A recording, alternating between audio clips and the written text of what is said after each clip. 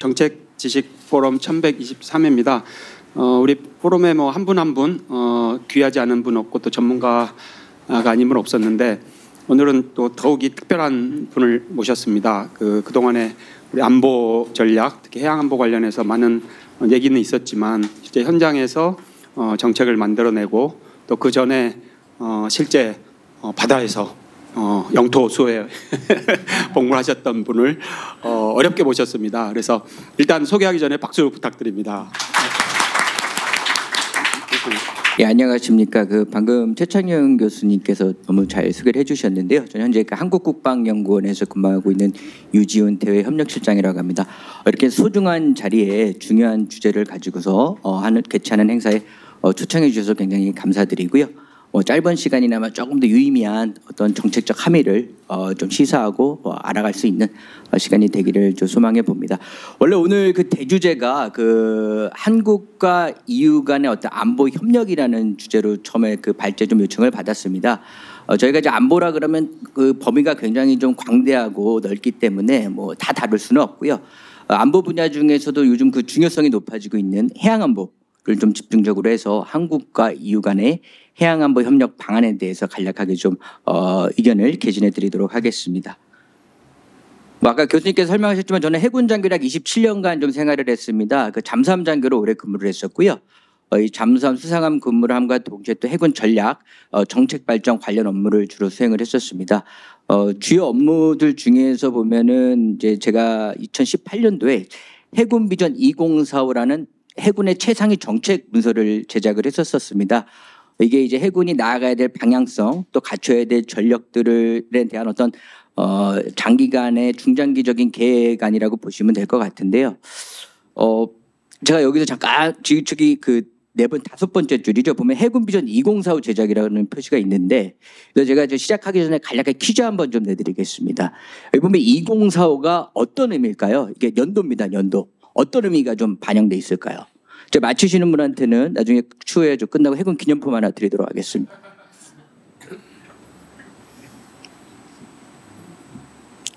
제가 아까 이게 계획서라 그랬잖아요. 그죠? 그럼 2045년이 분명 어떤 의미가 있을 것 같아요.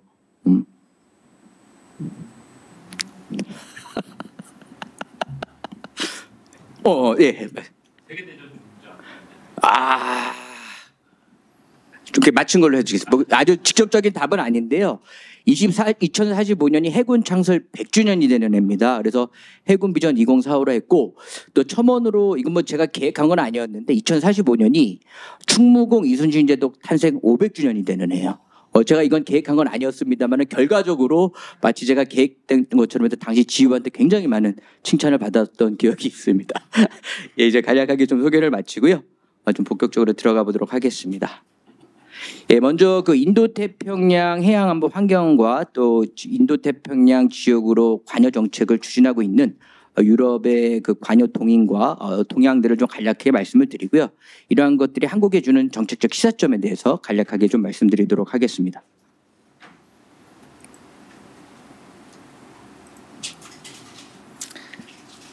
아시는 것처럼 이 국제 질서, 현대의 국제 안보 질서를 설명하는 많은 또 동인들이 있을 것 같습니다. 여러분 잘 아시겠지만 우리가 흔히 얘기하는 미중 경쟁, 또 미중 전략 경쟁, 또 미중 패권 경쟁이라고 하는데요.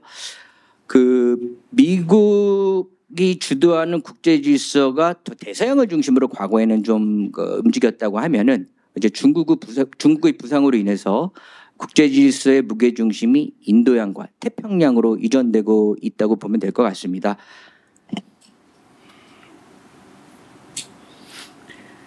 아시는 것처럼 인도 태평양이 세계 경제와 안보에서 차지하는 비중이 커짐에 따라서 이 글로벌 공급망의 안정과 직결된 인도 태평양 해양 안보 환경의 중요성이 높아지고 있는데요. 강대국 중심의 국제 질서와 국가의 외교 안보 정책을 이해하는 데 유용한 분석의 도구인 지정학과 지경학의 개념도 해양 영역으로 확장되고 있습니다. 새로운 지경학적 개념으로 자리 잡은 인도 태평양도 인도양과 태평양을 연결하는 해양의 경제 안보 외교적 중요성을 반영한 개념이라고 볼 수 있을 것 같습니다. 특히 인도 태평양 지역은 경제와 군사 안보 측면의 전략적 가치가 높은 주요 해상 교통로들이 위치해 있는데요. 현재 전방위적으로 확장되고 있는 미중 간 전략 경쟁과 장기화되고 있는 우크라이나 사태로 인한 강대국 중심의 진영 간 대립이 심화되면서 인도태평양 해양안보 환경의 불안정성은 더욱 고조되고 있는 상황입니다. 현재 그 국내외 국가들이 추진하고 있는 인도태평양 전략들도요, 그 안보 분야 중에서 해양안보를 공통적으로 강조하고 있다는 점을 좀 주목할 필요가 있을 것 같습니다.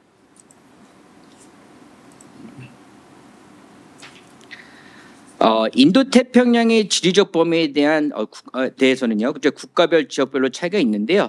통상적으로 아프리카 대륙 동쪽 해안에서부터 남아메리카 서부 해안까지를 포괄하는 범위를 인도태평양의 범주로 보는 것이 좀 무난할 것 같고요. 보시는 지도는 그 일반 함정과 군함이 다니는 바닷길, 제가 항로라고 하죠. 군함과 상선이 다니는 항로를 위성에서 찍은 사진입니다. 이걸 우리가 통상 좀 더 전문적인 용어로 SLAC, Sea Range of Communication이라고는 해상 교통로라고 표현을 합니다. 그래서 앞으로 여기 계신 분들은 앞으로 이 해양과 관련된 이런 이야기를 할 때 이 SLAC이란 해상 교통로라는 표현을 좀 사용해 주시면 어디에서 이분이 좀 해양을 잘 아는구나, 아마 그런 인정을 받으실 겁니다. 예, 보시는 지도는 좀 더 지도를 확대해 가지고 표시를 한 거고요. 아까 말씀드렸습니다만 인도태평양의 지정학적 중요성이 높아지고 있고요. 이 인도태평양 지역은 전체 해상물동량의 70%가 이루어지는 해역입니다. 그래서 굉장히 경제적으로나 이 군사 안보적 측면에서 중요한 해상 교통로들이 위치해 있다는 점을 좀 주목할 필요가 있고요. 이런 인도태평양 지역의 해양안보 환경의 불확실성과 좀 불안정성을 좀 고조시키는 주요 요인들을 좀 살펴볼 필요가 있을 것 같습니다. 먼저 제가 앞에서 간략하게 말씀드린 미중 해양 패권 경쟁을 좀 볼 수가 있을 것 같은데요. 아시는 것처럼 중국은 이 강대국으로의 부상을 위한 필수 조건이라고 할 수 있죠. 해양가국 달성을 위해서 공세적인 해양 정책을 추진하면서 해군력 증강에 국가적 노력을 경주하고 있습니다. 이러한 중국의 해양 세력화는 중국의 급속한 경제 발전에 기인하는 측면이 크다고 할 수 있는데요. 중국의 경제 성장은요, 국제무역에 대한 의존도를 높였고요. 이게 국제무역을 위한 해상 교통로의 자유로운 사용을 보장할 수 있는 해군력 강화로 자연스럽게 연결이 되었습니다. 여러분 아실 겁니다. 그 시카고 대학의 석좌 교수님이시죠. 우리가 공격적 현실주의의 대가이신 미어샤이머 교수님께서도요, 이 강한 해군력은 패권국이 되기 위한 필수 요건임을 지적하셨고요. 또 이러한 중국의 해군력 증강은 패권국을 지향하는 강대국의 정상적인 행동으로 좀 볼 수 있을 것 같습니다. 미국은 이러한 중국의 해양 팽창을 견제하고 또 인도태평양 지역에서 해양 패권을 유지하기 위해서 미 해군력의 무게 중심을 대서양에서 인도태평양 지역으로 이전시키고 있고요. 2020년 중반까지 미 해군 전력의 60%를 인도태평양 지역에 전진 배치할 예정입니다. 미국은 중국의 해양 패권 추구에 대해서 강력하게 대응하겠다는 의지를 수차례 공식화했고요. 미국이 발전시키고 있는 주요 국방 군사 전략 개념들도 중국 위협에 대응해서 구체화되고 있습니다. 그 인도태평양 지역에서의 미중 간 해양 패권 경쟁은 어떤 미중 간 거시적 전략 경쟁의 단면이라고 할 수 있을 것 같은데요. 인도태평양 지역은 미중 간 전략 경쟁이 무력 충돌로 기결될 수 있는 해역이 산재해 있습니다. 이러한 우발적 군사 분쟁을 야기시킬 수 있는 수준의 긴장이 날로 가시화되고 있고, 여러분 아시는 것처럼 이 남중국해나 대만 해협이 좋은 예가 될 것 같습니다. 이 한국도 어떤 미중 해양 패권 경쟁에 연루될 수밖에 없는 어려움을 겪고 있는데요. 그 미국은 중국의 해양 팽창을 억제하기 위해서 동맹국들의 기여를 요구하고 있고요. 또 한국도 이에 대한 대비가 필요한 시점입니다. 미국의 동맹 파트너로서 참여 요청 시 수용 여부, 참여 결정 시 참여 방법과 수준에 대한 선제적인 검토가 필요한 시점이라고 할 수 있겠습니다. 앞서 말씀드린 미중 간의 전략 경쟁 외에도요, 인도태평양 지역 내에서의 현존 및 잠재적 위험 요인들도 그 위험성이 날로 증가되고 있는데요. 먼저 좀 북한을 볼 필요가 있을 것 같아요. 북한은 그 어려운 경제 상황과 주변국들에 대한 총체적인 힘의 열세를 극복하기 위해서 비대칭 능력 강화에 국가적 노력을 집중하고 있는데요. 비대칭 전력 중에서도 효과성이 높은 잠수함 전력 강화에 집중하고 있습니다. 특히 핵이 탑재된 잠수함 발사 탄도미사일을 운용할 수 있는 잠수함을 확보 시에는 영내 힘의 균형을 와해시키는 큰 해양안보 위협 요인으로 작용할 것으로 판단이 되고요. 북한이 향후 완전한 핵 전술핵 능력을 확보하게 될 경우 그 핵무기 사용 가능성과 범용성이 높아지기 때문에 이러한 해양안보 위협에 해양안보의 불안정성과 불확실성은 더 고조될 것으로 예상이 됩니다. 여러분 아시는 것처럼 북한의 수중 능력은 날로 진화되고 있습니다. 특히 북한이 올해 그 전술 핵 잠수함을 최초로 공개를 했는데요. 아직 초기 단계이기는 하지만 이 전술핵 잠수함 확보를 위한 단계별 목표를 계획된 절차에 따라서 착실하게 추진 중인 것으로 판단하고 있습니다. 현재 북한이 보유하고 있는 이 잠수함정은 대부분 소형이거나 노후화되어 있지만 그 은밀성을 특징으로 하는 잠수함의 특수성을 고려할 때 북한 잠수함정의 수적인 우세를 결코 관가해서는 안 된다고 생각을 합니다. 물리적 거리가 짧은 이 한반도의 작전 해역을 고려했을 때 다수 북한 잠수함정에 의한 은밀 침투 도발은 한국의 안보에 매우 큰 위험 요인으로 상존하고 있고요. 특히 이 작전 반경이 늘어난 전술핵 잠수함 능력을 확보하게 될 경우에는 북한의 해양 전략을 좀 공세적으로 추동하는 계기가 되기 때문에 더욱 많은 다양한 형태의 북한의 도발 양상이 예상이 됩니다. 아시는 것처럼 수중 도발은 도발의 주체를 좀 식별하기 어렵고요. 도발 이후에 사후 흔적을 은닉하는 데 용이하기 때문에 북한은 필요시 정치 군사적 목표를 달성하기 위해서 수중 도발의 이점을 최대한 활용할 것으로 예상이 됩니다. 방금 말씀드린 북한 위협과 더불어서요. 그 인도태평양 지역 내 주요 강대국들은 해양에서 영향력 확대를 위해서 해군력 증강에 박차를 가하고 있고요. 이를 위해서 장기간 원거리에서 작전이 가능한 해군력 증강에 많은 국가적 노력을 기울이고 있습니다. 또 이에 더해서 해양 영토와 관련된 국가 간 경쟁도 영내 해양안보의 환경의 불안정성을 높이는 주요 요인으로 기능하고 있습니다. 보시는 것 같이 인도태평양 지역에는 주요 강대국들이 위치하고 있죠. 그에 비례해서 전 세계 해군력의 약 60%도 이 동북아 지역에 주둔하고 있다고 좀 이해하시면 될 것 같습니다. 앞서 말씀드린 위협들이 우리가 통상적으로 얘기하는 전통적 안보 위협이라고 얘기를 한다면 우리가 그 외에도 이제 비정통적 안보 위협이라고 하죠. 이러한 비전통적 안보 위협 요인들도 인도태평양 해양의 해양안보 환경의 불확실성을 증대시키는 주요 요인으로 기능하고 있는데요. 특히 그 내부 경제 상황과 여러 외부 안보 위협 요인들로 인한 부담 가중으로 인해서 그 해양 공공재의 안정적인 사용을 선도하던 미국의 역할이 축소되고 또 해양에서의 국가 간 분쟁 가능성이 높아짐에 따라서 주요 해상 교통로상의 위협 또한 증대되고 있고요. 또한 그 지구 온난화로 인한 해상에서의 재해재난 사고 발생 빈도도 날로 증가하고 있는 상황입니다. 여러분 아시는 것처럼 이 해상 재해재난과 같은 위협은요, 이게 특정 국가와 지역에 국한된다기보다는 여러 국가와 지역에 직간접적인 영향을 미치는 초국가적 성격이 강하지요. 이러한 초국가적 위협은 어떤 비전통적인 안보 위협으로서의 특성을 가지고 있지만 국가 간의 어떤 전통적 안보 위협으로 발전될 수 있는 위험성도 내포하고 있습니다. 대표적인 예가 그 우리 쓰나미 사고로 인한 일본 후쿠시마 원전 사고 시 그런 비전통적 사고가 한국과 일본 간의 외교적 마찰로까지 더 심지어서는 군사적 마찰로까지 귀결될 수 있는 좀 그 우리가 사례를 기억을 하실 겁니다. 이런 초국가적 위협이라는 것이 굉장히 중요한 안보 질서를 와해하는 요인으로 부각되고 있다는 점도 이해하시면 될 것 같습니다. 이러한 인도태평양 해양 안보 환경의 불확실성과 불안정성이 확대되면서 또 말씀드렸던 것처럼 전략적 가치가 중요하고 있죠. 그래서 이에 따라서 많은 국가들이 인도태평양 해양 안보 질서를 위한 관여 의지를 보이고 있는데요. 특히 인태 지역 해양 안보 환경의 직간접적인 이해관계를 갖고 있는 유럽이 적극적인 관여 의지를 좀 보이고 있습니다. 현실적으로 유럽 국가별로 인도태평양 해안안보에 대한 이해관계와 입장 차이가 존재하지만 여러 유럽 국가들은 해양국가 또는 해양 강국으로서의 어떤 정체성을 바탕으로 해양안보의 중요성에 대한 공통된 인식을 수렴해 가고 있습니다. 인도태평양 해양안보에 대한 유럽의 적극적인 관여 노력은 영내 주요 해상교통의 안정적인 사용 여건을 구축하고 유지하는 것이 글로벌 공급망의 안정성 확보와 또 유럽의 경제안보 보장을 위한 핵심 이익이라는 인식을 전제로 하고 있음을 좀 알 수가 있고요. 이러한 인식은 해양안보를 중시하는 어떤 유럽의 개별 국가 또는 유럽 차원의 인도태평양 전략 정책서에 잘 반영이 되어 있습니다. 인도태평양 해양안보 질서 유지를 위한 유럽의 적극적인 관여와 영향력 확대 노력은 더욱 적극적으로 추진될 것으로 좀 예상이 됩니다.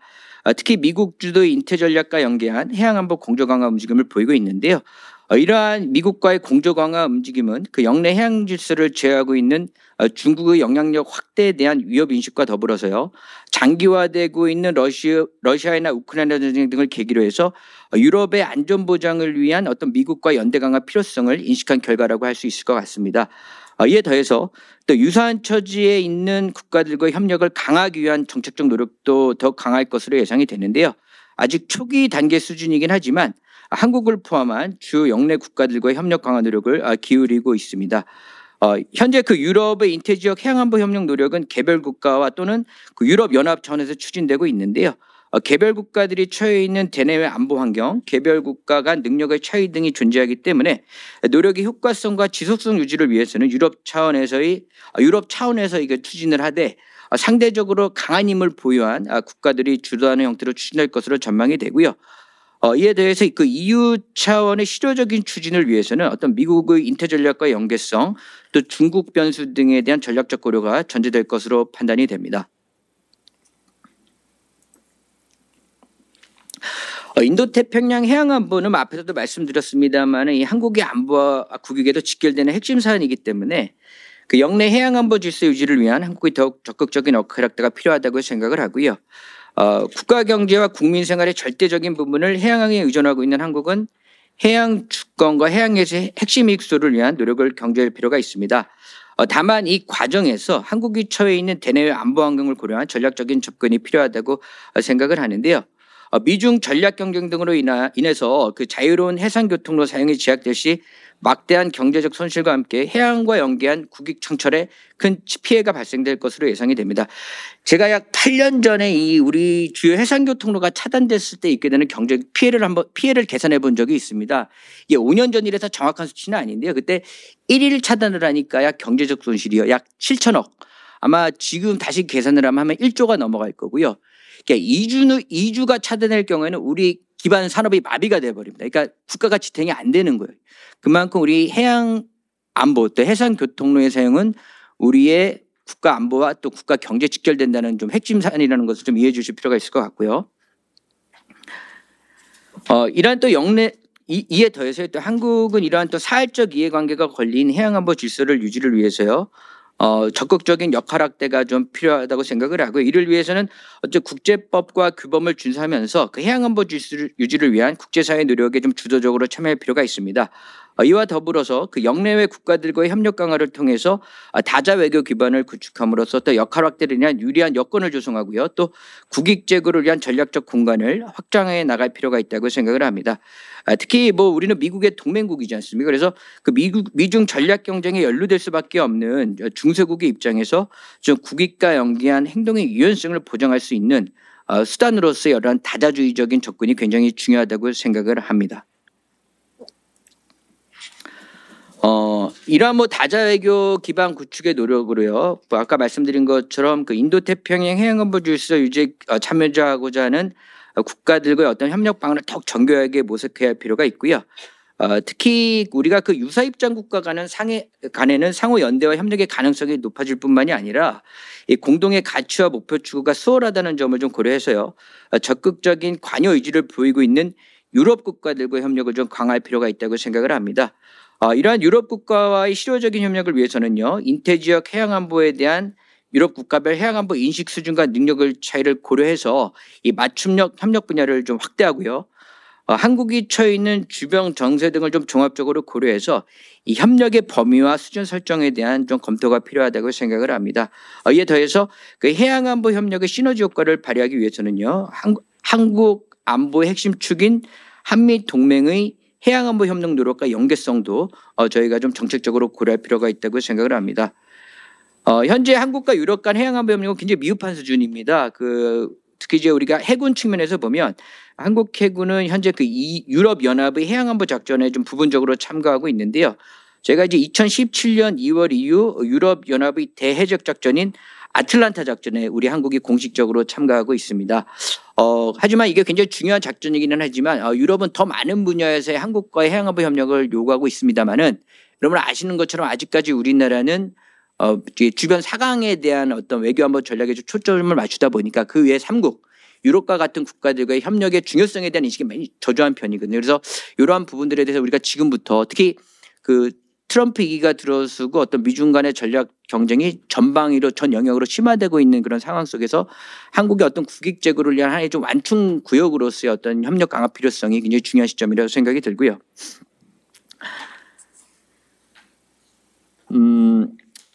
아까 제가 방금 여러 가지로 말씀드렸습니다만은 이 해양안보 협력을 위해서는요. 아까 여러 가지 뭐 국가 간의 협력도 중요하지만 무엇보다 기본적으로 우리가 갖춰야 될 것은 한국의 해양안보 역량 구축이 좀 전제되어야 할 필요가 있다고 생각을 합니다. 일반적으로 해양안보 역량을 구성하는 요소들이 있지만 해양안보 역량을 구성하는 가장 중요한 요소는 아무래도 해군력이라고 생각을 합니다. 유럽을 포함한 주변 국가들의 해양안보 협력의 공간과 기회를 넓히기 위해서는요. 1차적으로 이러한 장기간 원거리에서 임무를 수행할 수 있는 전력 확보가 필수적이라고 할 수 있고요. 현재 그 대한민국 해군이 좀 추진하고 있는 항공모함 또는 원자력 추진 잠수함과 같은 이런 주요 전력 확보 계획도 또 이러한 장기적인 노력의 일환으로 좀 이해해 주시면 될 것 같습니다. 근데 좀 현실적으로 좀 안타까운 부분이 있는데요. 이제 한국은 아까 말씀드린 것처럼 이제 지정학적 여건과 또 국가 경제 해양 의존도 등을 고려했을 때 이 해양국가로서의 정체성을 지니고 있음에도 불구하고 그 해양안보의 중요성에 대한 인식이 많이 부재한 상황입니다. 아무래도 이러한 인식의 부재는 한국이 처해 있는 특수한 안보 환경에서 기인하는 측면이 좀 크다고 할 수 있을 것 같은데요. 북한 위협에 고착된 육상안보 중심의 편향된 안보 개념으로 인해서 해양안보와 해군력 증강의 중요성에 대한 인식이 미흡한 것이 사실입니다. 해군력 증강은 많은 시간과 자원이 소요되는 사안이기 때문에 중장기적인 국가안보의 시각에서 해군력 증강을 위한 좀 우리 정부의 결심과 또 일관된 지지가 좀 전제될 필요가 있다고 생각을 합니다. 또 마지막으로 그 해양안보 정책을 좀 총괄하는 우리 범정부 차원의 컨트롤 타워 구축이 생각을 합니다. 현재 대한민국의 해양 관련 정책들이요 여러 부처에서 분산되어 있어서 뭔가 좀 체계적이고 일관된 일원화된 해양 안보 정책 수립 및 집행에 좀 어려움이 있습니다. 국익과 좀 연계된 해양안보 현안에 대해서 좀 선제적으로 대응하기 위해서는요 중장기적인 국가 해양안보 기본 전략을 수립하고 또 이러한 해양 관련 정책을 일관되게 통합 조정할 수 있는 범정부 차원의 컨트롤 타워 운영이 좀 필요하다고 생각을 합니다. 제가 지금 간략하게 좀 일단은 좀 말씀을 드렸는데요. 이 해양 안보라는 여러분도 아시고 바다는 굉장히 광활한 해역 아닙니까? 그만큼 많은 국가들이 자국의 해양 국익 제고를 위해서 더 많은 가능성을 열어두고 적극적인 공세적인 해양 정책을 추진하고 있습니다. 한국도 절대 여기서 뒤처져서는 안 된다고 생각을 하고요. 우리가 이제 해양에서 발생하는 다양한 형태의 분쟁들이 있습니다. 국가 간의 갈등도 있습니다만은 이런 해양에서 발생되는 국가 간의 갈등과 분쟁을 해결하기 위한 여러 가지 방법이 있을 수가 있습니다. 그런데 우리가 대표적인 게 아무래도 어떤 국제법과 규범을 준수하는 걸 거예요. 그렇지만은 여러분 아시는 것처럼 이 국제사회라는 것이 어떤 특정 국가의 불법적인 행동에 대해서 비판을 할 수는 있지만 그를 강제적으로 강제할 수 있는 어떤 중앙 권위체가 부재하다는 현실적인 한계가 존재합니다. 특히 특정 국가, 대한민국도 마찬가지고요. 한 국가의 외교적, 사법적 기능이 좀 힘을 받고 현실적으로 구현되기 위해서는요. 이를 구현할 수 있는 실제적인 힘, 역량이 전제될 필요가 있다고 생각을 하고요. 이러한 측면에서 보면은 아까 말씀드린 그 지경학적 또 지정학적 전략적 가치가 중대되고 있는 이 해양안보 환경의 중요성에 대한 좀 인식을 바탕으로 대한민국이 좀 더 적극적인 역할을 기여하기 위한 해양안보 역량 또 이러한 것들이 궁극적으로는 해양 국익으로도 기결될 수 있는 어떤 좀 국민적인 관심과 정책적 노력이 필요하다고 생각을 합니다. 이 그림은 제가 한번 참고로 그려봤습니다. 현재 그 한반도를 중심으로 해서요. 해양에서 발생될 수 있는 어떤 갈등, 해역들을 좀 이렇게 표시를 해봤고요. 이러한 갈등 또 문제 요인들을 좀 식별이 됐을 때에 우리가 유럽 국가 또는 제3국가의 협력의 가능성을 좀 얘기하기가 쉬울 것 같아요. 우리가 어떤 문제를 분석할 때 문제점을 식별하고 거기에 대한 해결 방안을 찾지 않습니까? 그래서 이런 우리의 시각을 좀 한반도 밖 해양을 중심으로 우리가 한번 좀 생각해 볼 필요가 있을 것 같다는 생각이 들고요. 네, 이 지도는 제가 이렇게 우리 한반도를 중심으로 우리 해양안보 환경의 어떤 심각성에 대한 국민적 인식을 제고하기 위해서 직접 그린 지도입니다. 18년도에 제작을 했는데 아직 그 내용을 좀 업데이트를 안 했어요. 그래서 이거는 제가 오늘 여기 참석하신 분들 희망하시면 파일로 좀 보내드리도록 하겠습니다. 제가 통상 이렇게 안 가지고 다니는데 오늘 그 최창룡 교수님께서 귀한 자리 초청해 주셔가지고 제가 가져왔습니다. 예, 이 앞으로 말씀드린 것처럼 이제 요거는 그 해수부에서 만든 지도입니다. 우리 전 세계 지도를 이제 뒤집어 놓은 지도인데요. 근데 뒤집어서 보면 아무래도 보이는 좀 시각이 달라질 것 같아요. 그래서 이 한반도가 결국에는 이제 삼면이 바다로 된 해양국가. 아까 말씀드린 것처럼 국가 경제와 안보가 해양에 크게 의지하고 있는 해양국가로서의 특성을 가지고 있기 때문에 앞으로 좀 해양을 중심으로 우리 대한민국이 좀 더 번영하고 좀 번창하기 위한 그런 좀 해양 중심적 사고가 굉장히 필요한 시기라고 생각을 합니다. 예, 간략하게 발표 마치겠습니다. 국제대학원 교수 한정훈입니다. 저는 이 안보를 전공하지는 않고요. 유럽 의회 정치를 전공하고 있는데 그래서 최근에는 뭐 유럽 의회에서 만들고 있는 이런 정책들 뭐 레귤레이션이라고 하는 유럽 연합의 법 이런 것들을 지금 연구하고 있습니다. 특히 2019년 이후로 우슬라 집행위원장이 들어오면서 이 환경이라고 하는 것을 첫 과제로 삼고 그리고 유로피안 그린딜을 통해 가지고 여러 이 환경 정책들이 만들어지고 그랬는데요. 이번에 이제 2024년부터 우슬라 2기 집행부가 들어서면서 이 환경이라는 쓰임 자체가 안보라는 쓰임으로 바뀌었고 그래서 안보를 지금 유럽 연합에서 가장 우선 정책으로 시행을 하고 있습니다. 그래서 저도 굉장히 관심이 있어하는 분야이고 뭐 이 연구를 지금부터 저도 조금씩 더 들여다보려고 하는 그런 영역의 이런 발표에서 굉장히 관심이 많았고요. 그리고 그래서 열심히 발표자인 유지훈 박사님의 이 글들을 좀 읽어봤습니다. 굉장히 많이 배웠고 뭐 제가 잘 모르고 있는 부분들에 대해서 뭐 굉장히 인투이션도 많았고 그랬던 것 같습니다. 특히나 저도 이제 슬록이라는 이런 단어를 쓸 수 있는 그런 사람이 됐다는 거에 대해서 다시 한번 감사의 말씀을 드립니다. 제가 뭐 이 토론문은 작성을 했는데요. 토론문은 그냥 한번 쭉 읽어보시면 될 것 같고요. 간단하게 몇 가지만 짚으면서 토론하도록 하겠습니다. 첫 번째는 이 뭐 인태 전략, 인도 태평양 전략, 인도 태평양 지역 뭐 이런 것에 대한 관심이 이제 굉장히 많이 최근에 이루어지고 있는데 그게 지금 유지훈 박사님이 잘 지적했듯이 인도 태평양 지역의 중요성 이런 것들이 이제 굉장히 커가고 있는 거죠. 그게 군사적인 측면에서도 그렇고 뭐 자원의 측면에서도 그렇고 유럽 연합 같은 경우는 이걸 집행위원회에서는 커넥티비티라고 해서 연결성 이 뭐 글로벌 공급망을 하는 데 있어서 이 인도 태평양 지역의 안보가 흔들리게 되면 유럽으로 들어오는 여러 가지 물품들이나 이런 것들에 대한 공급망의 위기 이런 것들이 위험해지는 공급망의 위기가 초래될 수 있는 그런 부분들이 있어서 유럽 집행위원회에서 중요한 정책 방향으로 제시하고 있는 것 가운데 하나가 이 커넥티비티 연결성이라는 부분입니다. 그래서 이 연결성 부분과 관련된 그런 측면에서의 인도 태평양 부분의 영역이 중요해지고 있는 것 같고 또한 지금 미중 경쟁 때문에 특히 미국과 중국이 이렇게 접하고 있는 지역이 인도 태평양 지역이라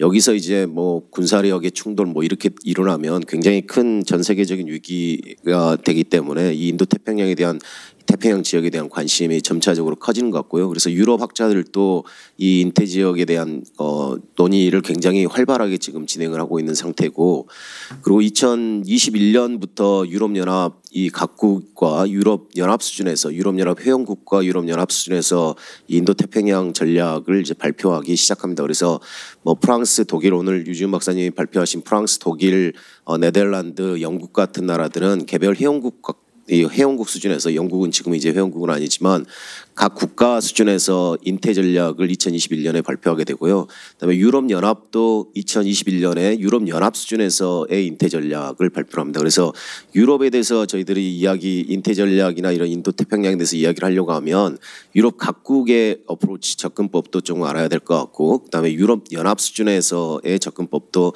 알아야 됩니다. 그래서 이걸 좀 구분해서 이제 알아야 되는 그런 필요성이 조금 있다라는 것을 먼저 말씀드리고요. 그래서 유럽 연합 수준에서 저는 유럽 연합 수준을 공부하는 사람이라서 유럽 연합 수준에서 생각을 해보면 유럽 연합 수준에서 인도 태평양 전략에서 강조하고 있는 부분은 특히 이 안보 영역에서 강조하고 있는 부분은 회원국이 주도할 수 있도록 하는 이런 형태입니다. 그래서 우리가 많이 알고 있듯이 유럽연합이라고 하는 것은 군사력을 따로 가지고 있는 이런 기구가 아니죠. 그래서 나토를 통해 가지고 방위를 하고 있고 이런 형태이기 때문에 뭐 이 유럽 연합 수준에서 직접적으로 어떤 군사력을 가지고 있지 않아서 대개는 프랑스나 독일의 군사력을 이용해서 인도 태평양 지역에서의 안보 문제나 뭐 해상 교통로의 문제 이런 것들을 처리하려고 하는 이런 형태가 굉장히 강하다는 게 이제 첫 번째인 것 같고요. 두 번째 인태 전략에서 강조하는 바는 군사력 자체가 없기 때문에 사실은 이 어떤 군사 훈련 이런 측면들도 이제 강조를 하지만 그건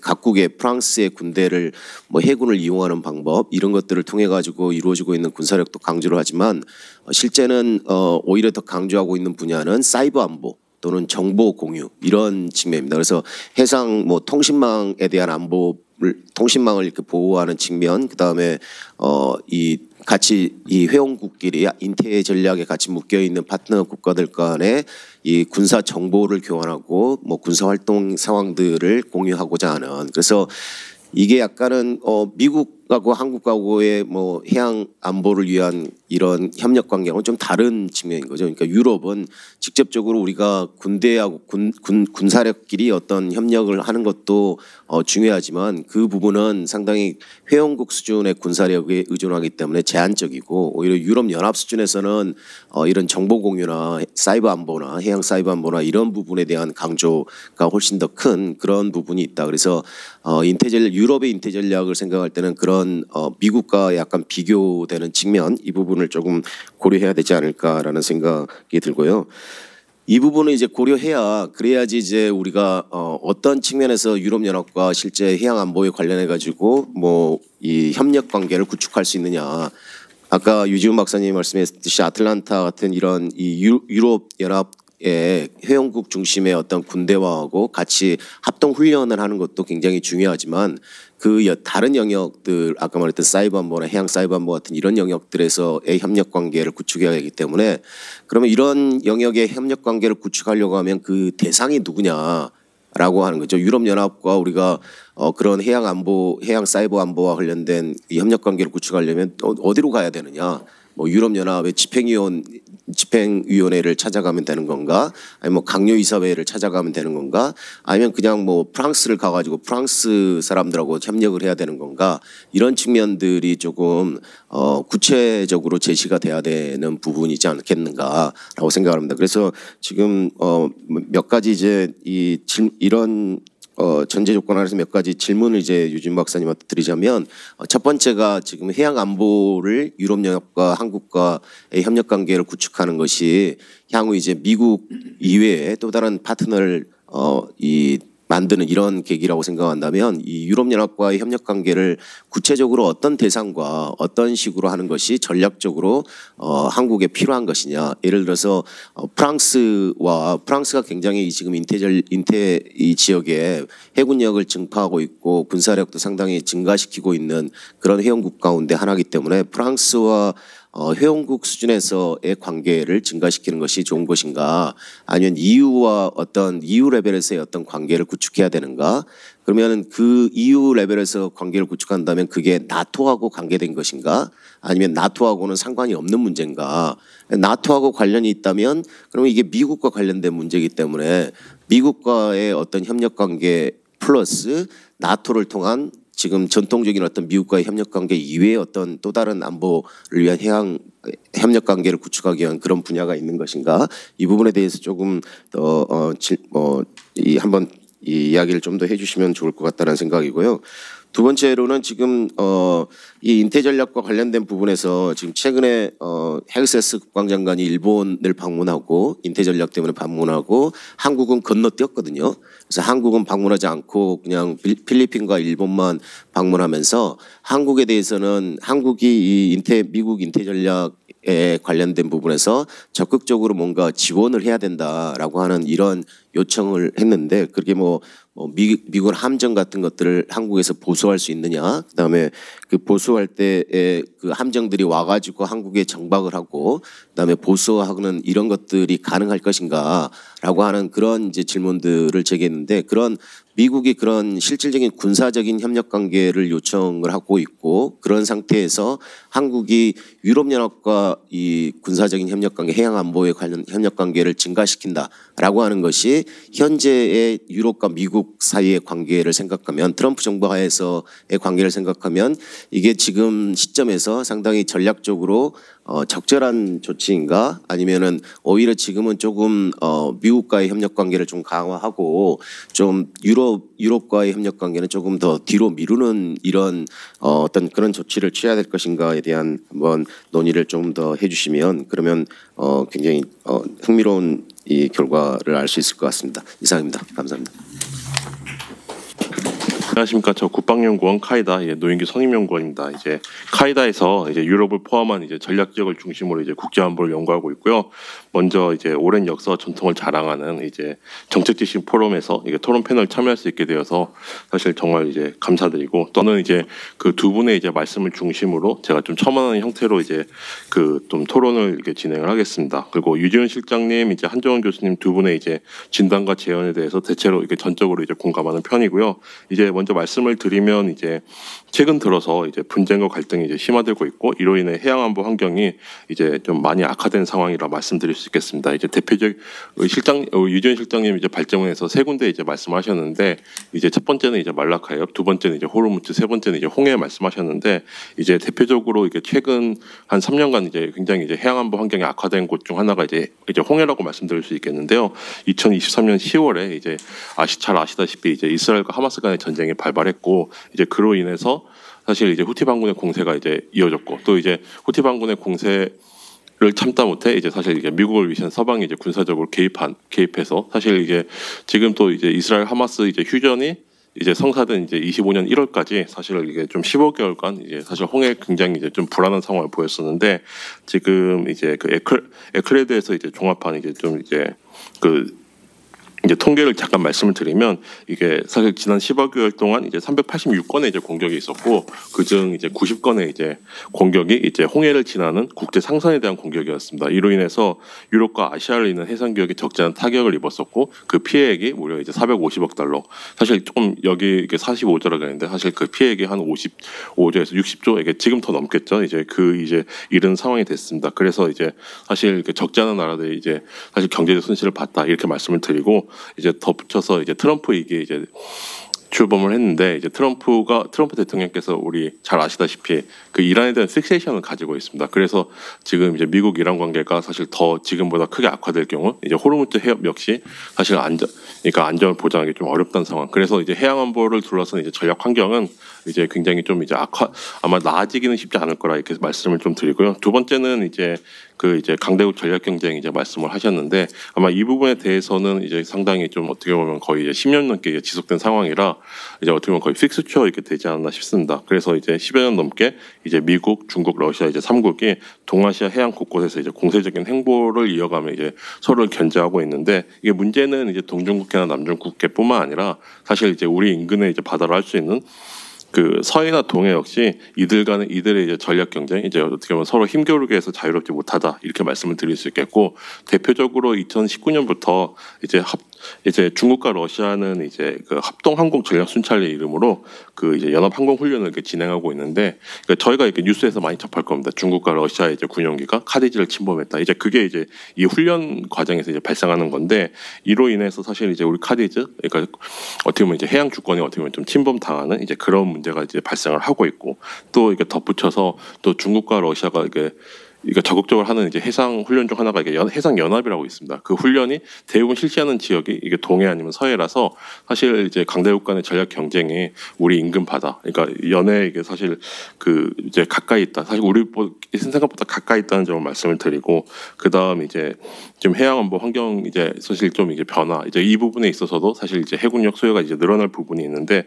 저는 이제 그 중에서 하나만 이제 말씀을 드리면, 이제 군사 기술 혁신에 따른 이제 전장 환경 변화가 아마 유의미한 이제 변화를 만들어낼 거다. 저는 이렇게 유의미한 이제 그 차이를 만들어낼 거다 생각을 하는데, 이게 드론과 같은 이제 무인 체계가 이게 사실 거의 보편화됐고, 두 번째로는 이제 무기 체계 정밀화.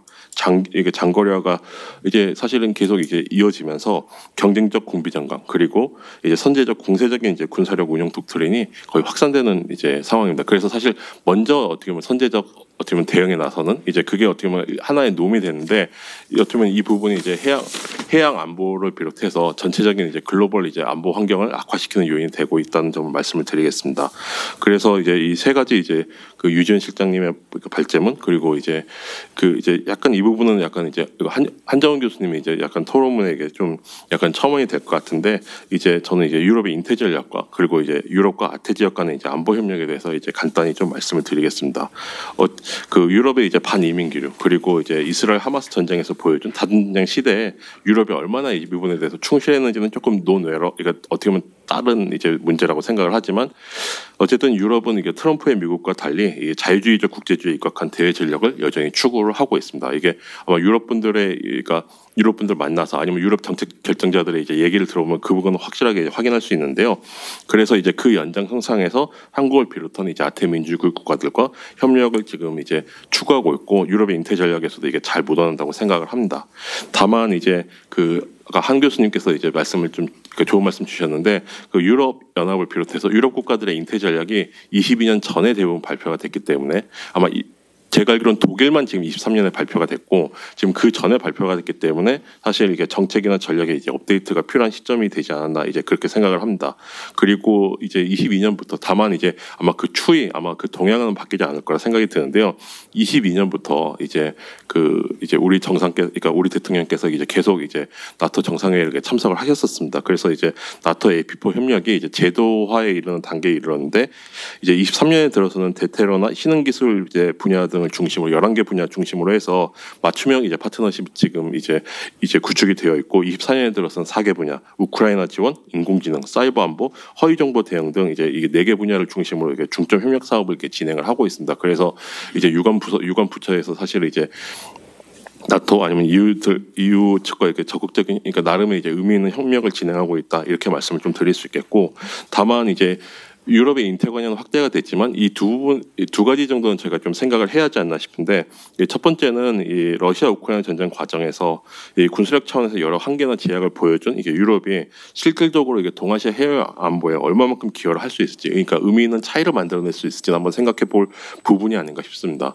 그 영국과 프랑스 정도만 어떻게 보면 권역 외에 이제 그 권역 외에, 그러니까 역에 이제 원정 작전 능력을 가지고 있고, 사실 독일도 이제 그런 이제 능력을 갖추고 있지 못하기 때문에, 그리고 사실은 이제 영국과 프랑스 역시 사실 동아시아에서 이제 의미 있는 이제 차이를 만들어내지는 못하고 있습니다. 그러니까 의미 있는 차이를 만드는 정도의 역량을 갖추고 있지는 않습니다. 그리고 이제 러시아 우크라이나 전쟁 과정에서 또 이렇게 종전론이 진행되고 있고, 또 이게 트럼프 이게 행정부가 유럽 안보에 대한 이제 관여를 축소를 하고 있기 때문에 유럽도 사실 상당히 급한 상황입니다. 그래서 유럽 같은 경우는 이제 EU 집행위원회에서 8천억 유로, 이제 우리 좀 이게 환율에 따라 좀 다를 수는 있겠지만 약 한 1,229조 원, 1,230조 원 정도 이렇게 더 투자를 하겠다, 이렇게 얘기를 했고, 또 영국 역시 이제 2.3% 정도 수준의 이제 이제 방위비를 2.5%까지 올리고, 이제 2030년까지 870억 파운드로 이제 올리겠다 그랬는데, 사실 유럽 같은 경우는 지상전 중심으로, 그러니까 유럽 정부 좀 우크라이나 정부 생각하시면 될 것 같습니다. 지상전 중심으로 어떻게 보면 방공 자산이나 이제 공중 자산을 늘려야 하기 때문에 이 해양 자산을 얼마만큼 늘릴 수 있을지, 그 부분은 조금 이게 제가 봤을 때는 좀 판단의 여지가 어떻게 보면 좀 이제 물음표가 있을 수 있다, 이제 이렇게 말씀을 드리겠고, 이제 다른 하나는 그렇지만 유럽의 인태 관여가 사실은 이제 동아시아 안보에 얼마만큼 또 안정적으로 기여를 할지, 이 부분에서는 좀 따져봐야 할 것 같습니다. 이제 아까 유지현 실장님 말씀하셨는데, 유럽 역시 미국의 동맹 정책에 이제 편승하는 이제 그 과정에서 이제 인태 관여를 늘린 부분이 있기 때문에 이제 장점이 있기 때문입니다. 그래서 이제 플러스를 한다면 유럽의 인태 관여가 규범에 기반한 이제 해양 안보 질서를 이제 재확인하는 이제 그런 부분이 있겠습니다만은, 다른 한편으로는 이제 더 이상 이제 동맹을 유지하면서도 쉽게 말해서 해칭하는 이제 그런 것은 이제 더 이상 유효하지 않은, 쉽게 말하면 이제 양자 태계 움직임 속에서 중간지대가 사라지고 있다, 이제 이 부분을 한편으로는 또 보여주고 있어서, 사실 이게 트럼프 2.0 시대에 이제 미중 갈등이 이제 격화가 된다면 사실 이게 유럽의 이게 인태관여 확대가 이게 플러스일지 마이너스일지 사실 이게 좀 애매한 상황이다 이렇게 말씀을 드리고요. 이제 마지막으로 이제 하자면 저는 이제 이 부분에 저도 이제 공감해서 이게 다시 했는데 이 해양 안보가 단순히 해양 문제에 국한되지 않고 이제 국가의 생존이나 발전에 이제 직결된다. 이제 이 부분에 대해서 다시 한번 좀 이 자리에 있는 분들 이게 좀 다시 좀 공감하셨으면 좋겠습니다. 그리고 이제 해군 전력 포함해서 해양력을 강화하는 것도 중요하지만 이에 대한 인식과 접근이 좀 필요한데 이제 하나만 이제 말씀을 드리면 이제 해양 협력을 저희가 이제 하나의 비용이 아니라 이를 그러니까 어떻게 보면 이제 사실 어떻게 보면 서로 이렇게 돕는 풀을 모으는 과정이기 때문에 이를 어떻게 보면 좀 이제 자산이라 이렇게 여기는 좀 이제 그런 이제 접근의 전환이 필요하지 않을까 이렇게 생각을 합니다. 오늘 이렇게 좀 해양 발전 이게 해양안보 담론 발전에 좋은 주축들이 되길 바라면서 이 토론 마치겠습니다. 감사합니다. 국내 이런저런 큰 이슈들이 있어서 자칫 매몰되거나 잊어먹고 있었는데 오늘 이런 자리를 통해서 역시 우리도 역시 한국이 글로벌 사회에서 매우 중요한 전략적 결정을 해야 될 것을 잊으면 안 됐었는데 최근에 그랬었죠. 오늘 뭐 교수님 먼저 교수님께서 굉장히 근본적인 질문을 주셨습니다. 토론과 함께. 그래서 보통 이런 이제 토론을 하면은 주례사를 하거나 아니면 맥락 없이 뭐 하는데 조용조용한 목소리로 두 분이 매우 어려운 질문을 주셨어요. 그래서 유지훈 실장님께 다 묶어서 아마 정리는 하셨을 것 같은데 우리 교수님 제기하셨던 과연 이유는 공동으로 할 거냐 아니면 개별 국가 할 거냐 아니면 또 유럽과 나토 미국과의 대응 지점에서 볼 것이냐 물론 뭐 제로섬은 아니겠지만 그런 근본적인 질문하고 또 우리 노 박사님께서 주신 질문을 한꺼번에 해서 본인 아마 솔팅을 좀 하셨을 것 같아요. 한 10분 정도 하고 되면 또 우리 토론 플로어로. 예, 너무 이렇게 중요한 질문 또 지금 많이 고민하고 있는 그런 부분들에 대해서 굉장히 역시 핵심을 좀 짚어주신 질문해 주신 것 같고요. 우리 또 노영규 연구원님은 저기 같은 기관에서 와서 그런지 좀 부담을 덜 주신 것 같습니다. 네, 그래서 간략하게 좀 말씀을 드리겠습니다. 먼저 교수님께서 문의 주셨던 게 보면 우리가 지금 이제 유럽 국가들의 어떤 좀 구조적인 한계로 인해서 한국이 해양안보국제고 중에서 어느 국가도 어떤 형태의 협력을 해야 될 것인가 굉장히 중요한 부분이라고 생각을 합니다. 그런데 제가 오늘 해양안보를 중점으로 말씀드렸습니다만 아까 이제 교수님께서 잘 짚어주신 것처럼 사실 유럽이 뭐 해양안보뿐만이 아니라 통상적으로 유럽이 좀 중요하게 여겨왔던 다양한 분야의 안보 협력을 요구를 하고 있습니다. 아까 언급해 주신 뭐 사이버 안보가 대표적이고요. 그다음에 우리가 미스인포메이션이라고는 허위 정보, 그다음에 우리가 위기 관리, 또 이제 대테러 등과 같은 유럽의 약간 좀 정체성과 연계된 국제적인 어떤 규범과 초국가적 위협에 이렇게 많이 관심을 가져왔던 그런 분야에 대한 협력을 많이 하고 있어요. 근데 이제 참 이러한 분야와 연계한 인도 태평양 안보 질서의 유럽의 관여 노력에 대해서도 굉장히 회의적인 시각이 많습니다. 왜 그러냐면 이런 분야들은 우리가 이제 안보적인 시각에서 보면 통상적으로 이런 것들을 우리가 soft security, 그러니까는 연성 안보 분야라고 얘기를 하거든요. 그 외에 우리가 얘기하는 뭐 영토 분쟁이라든가 직접적인 국가 간의 군사적 무력 충돌로 갈 수 있는 안보 요인들, 이런 거를 정상적으로 저희가 hard security, 그러니까 경성 안보라고 얘기를 합니다. 근데 지금 유럽 국가들이 인도 태평양 지역 국가들과 협력을 요구하는 이런 다양한 안보 분야들을 보면 대부분이 soft security, 그러니까는 연성 안보 분야들이 많아요. 그러니까 이제 인태 지역에서 중요한 경성 안보 문제를 직면하고 있는 국가들 입장에서는 유럽이 실질적으로 어떤 역할을 하겠냐, 굉장히 회의적인 부분이 좀 많은 게 일단은 현실입니다. 그래서 제가 실무 차원에서 이런 것들을 협의를 할 때 보면 대화가 잘 안 됩니다. 서로 간에 이제 우선순위가 다르고 이해관계가 되기 때문에 유럽은 이게 굉장히 규범적인 측면에서 중요하다고 얘기를 하지만 실질적으로 하드 시큐리티 안보 요인들을 접하고 있는 이 동아시아 또 동북아 인도 태평양 지역의 국가들은 그렇게 중요한 사안들이 아닌 거예요. 그러니까 대부분의 여기에서 구체적인 협력 방안을 찾아내는데 굉장히 좀 이견이 있고 좀 접점을 찾아가는 그런 어려움이 있습니다. 하여튼 그럼에도 불구하고 현재 유럽 국가들은요 다양한 노력을 기울이고 있는데 좀 대표적인 걸 제가 하나를 좀 소개시켜드리면 유럽 연합 차원에서요 이 인도 태평양에 있는 주요 아시아 국가들과의 안보 협력 강화를 위한 다양한 좀 플랫폼들을 운영을 하고 있습니다. 근데 아무래도 이제 왜 그러냐면 이 유럽 국가들이 유럽 연합을 비롯해서 인도 태평양 지역으로 이제 관여를 하긴 해야 되는데, 근데 일단 기본적으로 1차원적으로 멀리 지리적으로 떨어져 있는 역의 국가라는 구조적인 한계점이 있어요. 그죠? 직접 관여하기가 굉장히 어려운 거예요. 그러다 보니까는 효과적인 방안 중에 하나가 인도태평양 지역에 있는 국가들과의 협력을 강화하는 방안밖에 없고 그런 방안들을 많이 제시를 하고 있는데 유럽연합이 2018년도에 유럽연합천의 인도태평양 전략을 발표한 이후에 이러한 안보 분야에서 협력을 구현하기 위해서 다양한 플랫폼을 이제 그 유럽연합천에서 예산을 반영해서 추진하고 있습니다. 이 중에 대표적인 하나가 이제 이시와 프로젝트라는 게 있어요. 이게 ESIWA인데 그 풀로 쓰면 Enhancing Security Cooperation in and with Asia. 그러니까 아시아 영내외 국가들과의 안보 협력 프로젝트라는 그 플랫폼을 운영을 하고 있습니다. 여기서 강조하는 안보 분야가 4가지예요. 사이버 안보, 해양 안보, 위기 관리, 대테러. 이거를 18년도부터 20년도부터 지금 24년도까지 추진을 했고요.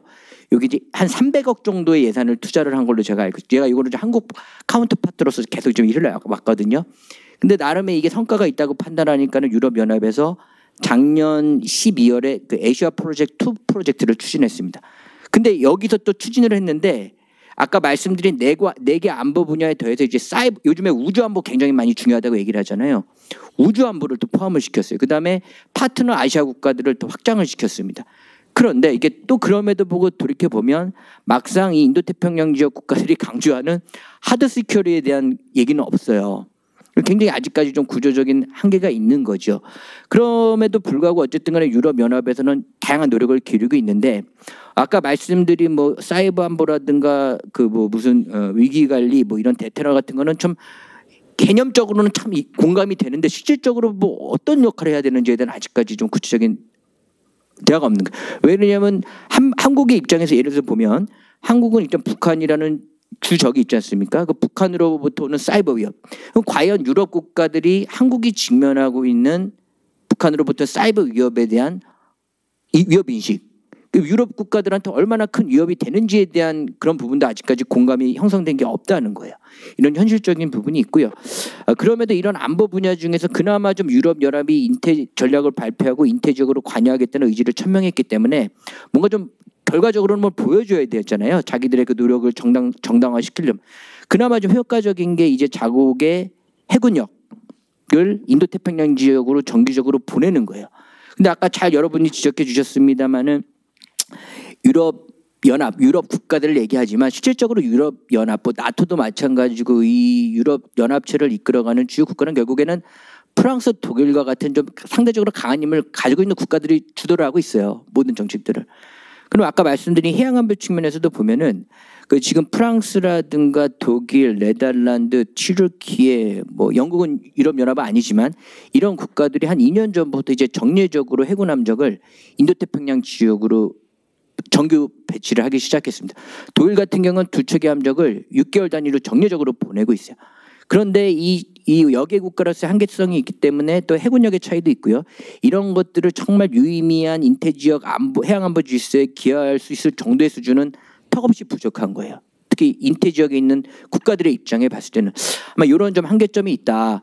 그러면 이런 한계점을 저희가 뭐 이렇게 예를 들어서 한국과 같은 그러니까 유럽 국가들이 협력을 강화하자가는 이 파트너 아시아 국가들의 입장에서는 어쨌든 그건 현실이잖아요. 그렇죠? 그러면 이런 현실을 바탕으로 해서 좀 한국의 입장에서 예를 들면 이걸 우리가 좀 주도적으로 한국의 국익에 부합될 수 있는 방향으로 좀 이니시에이티브를 잡는 게 되게 중요하다는 생각을 합니다. 좀 그런 방향으로도 정책적인 고민을 좀 많이 하고 있는데 우리가 그럼 어떤 대상이랑 협력을 할 거냐 이건 쉽지 않아요.